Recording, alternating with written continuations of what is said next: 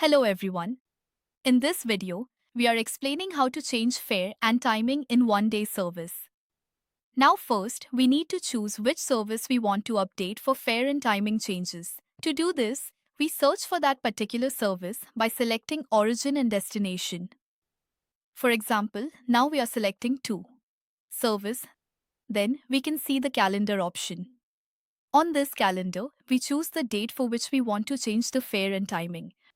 We can select that date from the calendar. For example, now we are selecting 28 only and search. Now the service is available in the booking page. Below the service name, we will see a pencil icon called Modify Service. Click on this. Now, the reservation for that particular day is opened. Here, we can see that it is directly redirecting to the routes and fares page only. Then we can see here fare and timing. All main origin, destination, timing and fare details are showing here. If we want to change the fare, we need to click on fare. This fare option gives us two choices, increment and decrement. If we want to change the fare across all main origin destination pairs, including multi-session, we should not select anything here. Just select the fare type, either percentage or fixed. If we want to change all seat types, we can select all types. Otherwise, if we want to change only particular seat types, then do not select all.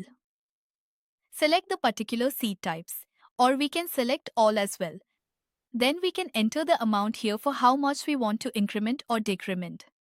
Now we are adding 100 rupees. We can see here that the amount is showing as 9,000. So we have added 100 rupees, then click on apply. We can see here that 9,100 has been updated. After making changes, just scroll down and click on apply automatically. Then update. Now whatever fare is changed has been updated successfully. Then click on all. Again, on the same route, if we want to change the timing, we need to click the edit button again. Then we will see here that the timing option is available. Click on time. Here, we also have options to increment or decrement the time. If we want to change the timing for a particular city, we can select the city name. Only the time for that city will be changed.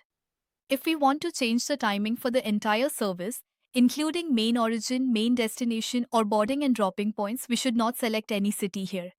Then, we can increment or decrement the time. If we want to increment, we can select increment or decrement. Now let's select timing for 1 hour. All these changes are only for departure timing or boarding and dropping times. If we want to change the entire service timing for 1 hour, we can select all. If we want to change only the departure time, then we can select departure. If we only want to change the arrival timing by 1 hour, we can select arrival and save.